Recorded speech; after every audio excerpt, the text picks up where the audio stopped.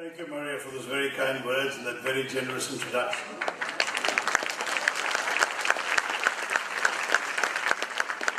Ambassador Kumaran, Mr. Mohansi Thomas, Mr. Lucas Chako, Mr. Rappai, distinguished members of the audience, friends, I hope that covers everybody. As we say in Kerala, Ellarikkum ende Vinithamaya Namaskaram. I have to confess I didn't expect this. I was invited by Mr. Thomas for a small informal interaction with Trivandrum voters. So I came expecting 15 people in a room. I had no idea that this is the small informal interaction. I wonder what a large formal interaction would look like here in Doha by his definition. But I therefore, because I didn't prepare anything, will just make a few informal remarks, and then I would much rather take your questions.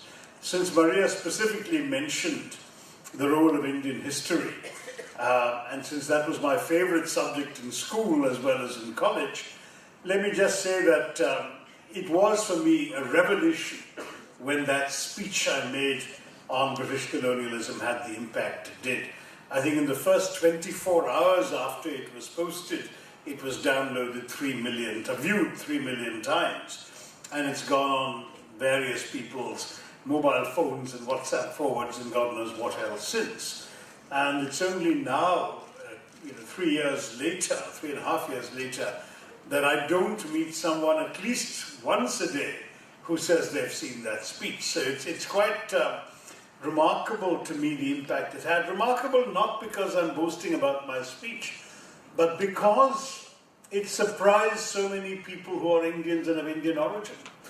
To my mind, this ought to have been part of our basic historical knowledge. It should have been part of the catechism, what the Americans call History 101.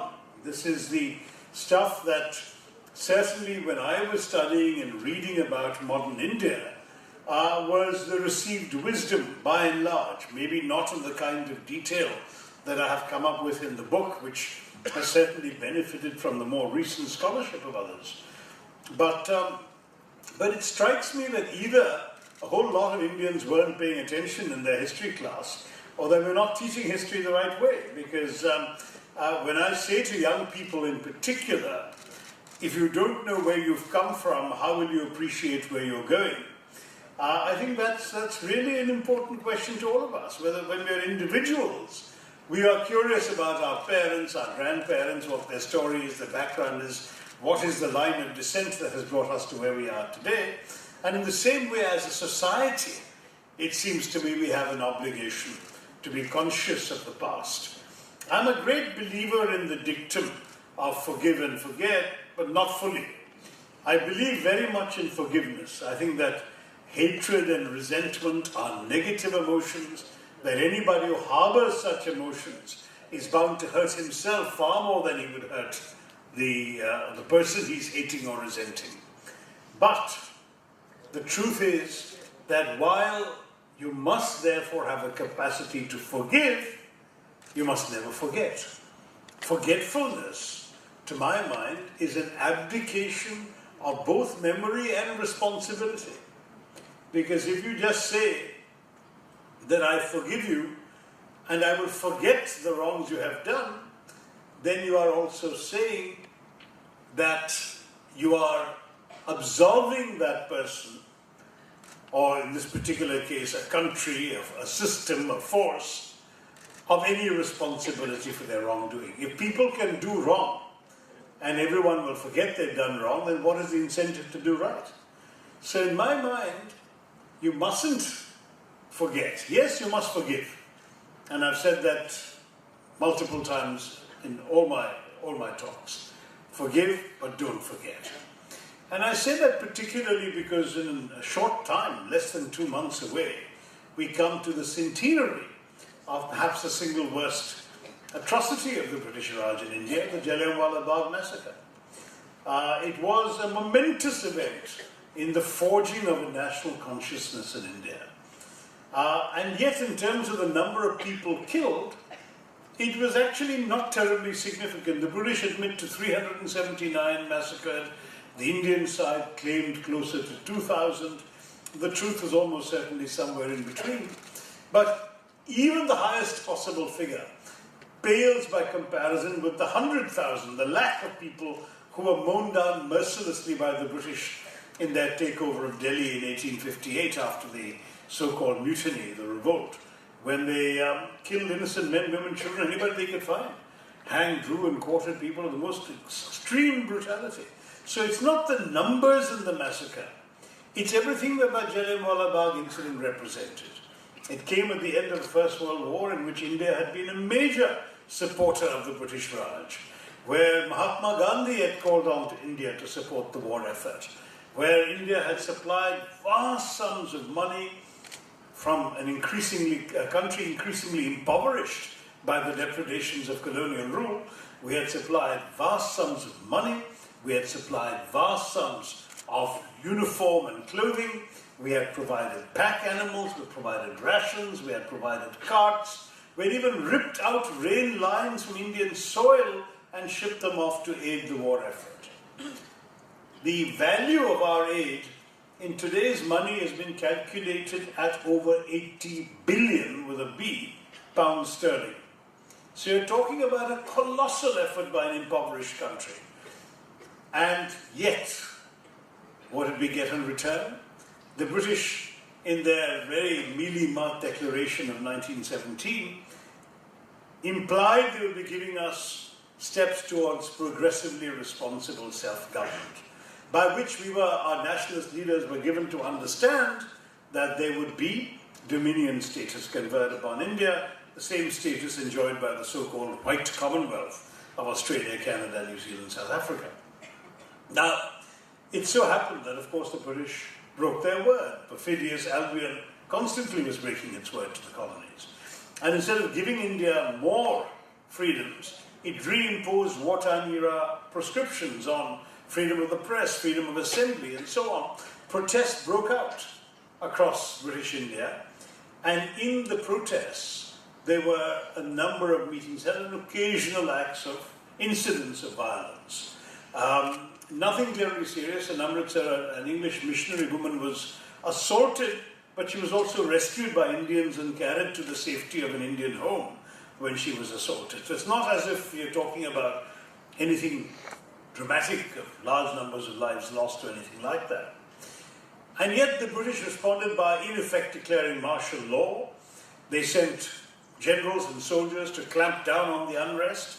And in Amritsar it was Brigadier General, as he used to be called in those days, today we just say Brigadier, Reginald Dyer, who showed up with a detachment of soldiers, mainly Gurkhas and some others. And when he was there, he imposed what today we know as Section 144, that is, not more than 5 people could assemble in one place at one time. And then he was told, but there is a whole bunch of Indians who've assembled in Jallianwala Bagh. He didn't bother to find out this happened to be the day of Baisakhi, the big Punjabi harvest festival. It was springtime after all. And for Baisakhi, many peasants from surrounding villages, as well as some people from the town, had gathered together to celebrate or commemorate this harvest festival. And while they were all together, they were also listening to speeches against the British Raj, but nothing more serious. None of them were armed. There was no violence either planned or perpetrated.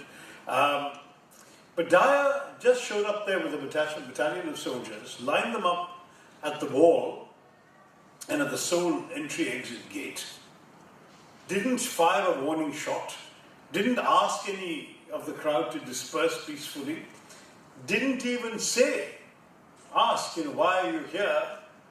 He just coolly, calmly ordered his soldiers to fire.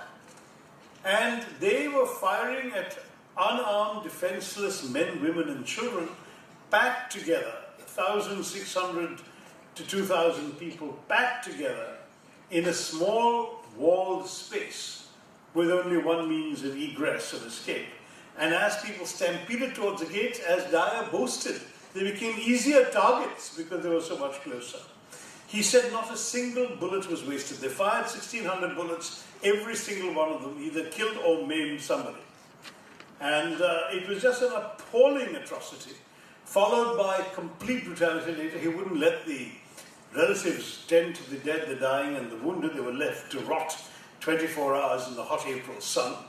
He ordered Indians to crawl on their bellies on the side street, the street where that English missionary was assaulted. And if they so much as lifted their heads while crawling, they were bashed on the head with rifle butts by the British soldiers. It was just a most horrendous story.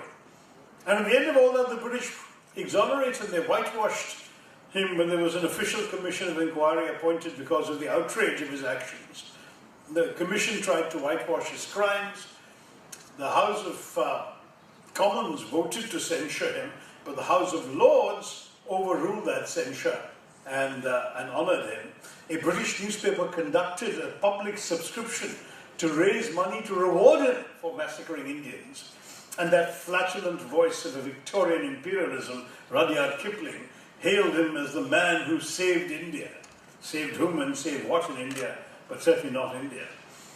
Anyway, that was the whole thing. So if you look at the whole story, the betrayal of the ingratitude to Indians for the war, the betrayal of promises made for political responsibility, the brutality of the massacre itself, the horrendous indifference to Indian suffering that followed, the humiliation and racism inflicted on Indians around, and finally the exaltation, because Dyer was then presented with about, in today's money, the equivalent of £250,000, together with a bejeweled sword as his gift.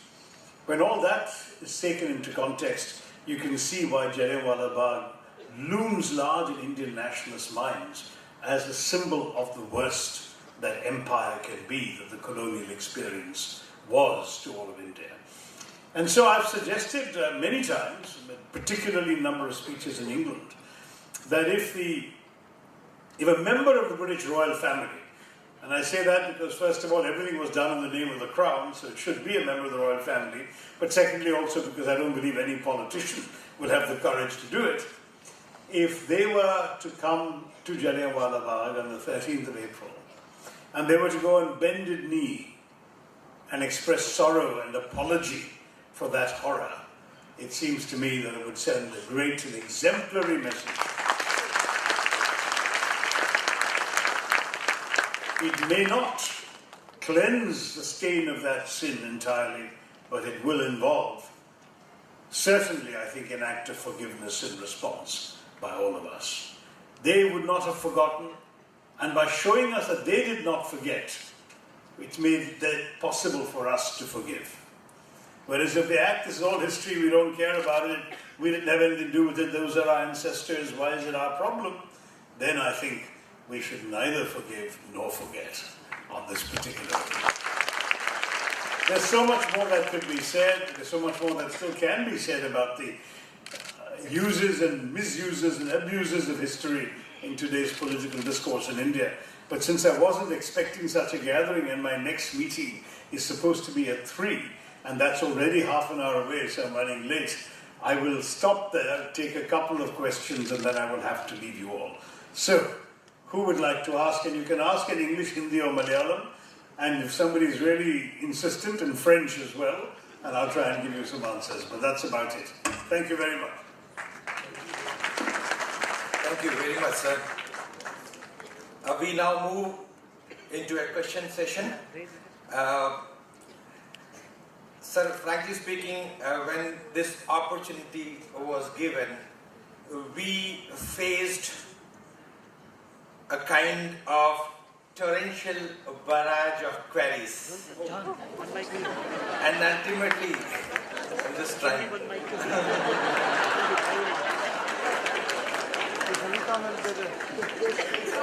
Ultimately, we need to sit down and select few. May I now request the fortunate few to begin? Good afternoon, sir. Good afternoon. I'm Rochelle D'Souza, studying in from class 7.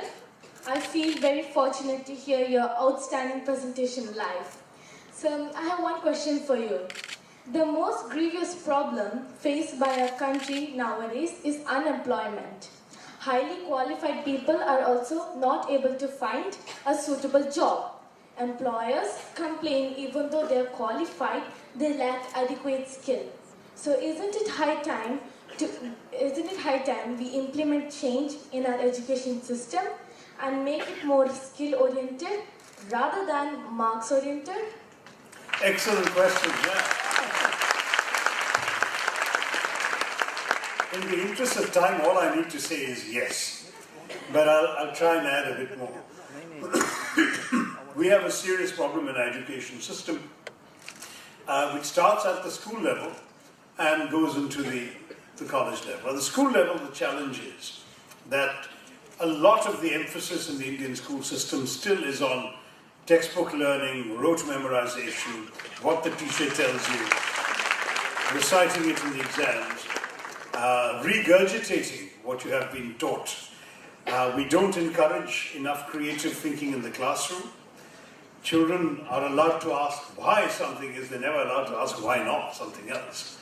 And this lack of creativity in the classroom stifles the majority of students. A few are able to escape nonetheless and do creative things, but very many fall into the trap of the predictable. The challenge with the exam orientation in our school system is that you actually are being taught what to think, you're not being taught how to think. And when you're taught what to think, you're actually giving children a well-filled mind, full of facts and figures and information that comes to them from their textbooks and from the teacher. But in the 21st century, you don't need a well-filled mind. In the real world, you can find any bit of information you need with 2 suitably directed clicks of the mouse, or on your mobile phone, thanks to Uncle Google. Whereas what you need in the world today is not a well-filled mind, but a well-formed mind. A mind that is capable of dealing with unfamiliar issues, unfamiliar facts and figures, but knows or has been trained in how to approach the unfamiliar, how to deduce the essential elements, identify the essence of the problem, and find solutions to it. That's the kind of mind that the world needs, the 21st century needs, and employers are looking for. So I tell teachers, don't give them a well-filled mind, give them a well-formed mind. Don't focus on the exams, because the big exam called life tends to ask you questions you couldn't prepare for from a textbook. There's a line of Einstein that said something along the lines of the mark of an educated mind is really what's left behind in your brain after you've forgotten everything you've studied for your examinations. And that's basically the truth. It's far, far more important to know how to think than what to think. So let me again stress to you, that's the main thing at school. At college, there is the additional challenge that a lot of our syllabi are out of date. Our higher education system is over-regulated and under-governed. And as a result, we have a UGC that writes to universities and tells them the size of each classroom and how many classrooms and how many teachers and how many students they can have, but doesn't tell them what kind of quality of output is being looked for. The surveys of all the employers' organizations show that more than 80% of them are dissatisfied with the quality of recruits they're getting. And it's so ironic, we produce 500,000, 5 lakh engineers a year in India. 62% of them end up in jobs that don't require an engineering degree. They've essentially wasted their time, either because the education given to them was not good enough, or because it was simply irrelevant to the needs of modern employers. And so even big companies like Tata's and Infosys now have set up university campuses of their own. Not for on-the-job training, but for actual remedial education. They hire people and then they put them through another year of courses to actually get them up to speed for what the real world needs. And that's a massive indictment of our system. So I couldn't agree with you more, young lady. We need to fix it badly and do it now.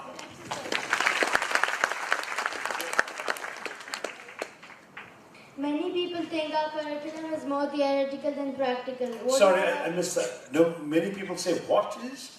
Many people think our curriculum is more theoretical than practical. What is your opinion on this? The curricula are more theoretical than practical. Okay, sorry, then.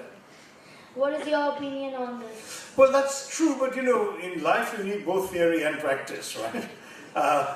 You need both the abstract and the concrete. And the truth is that some things you have to know the theory before you can apply it in practice. I would agree with you that knowing just the theory and being unable to practice is no use, and particularly in the sciences.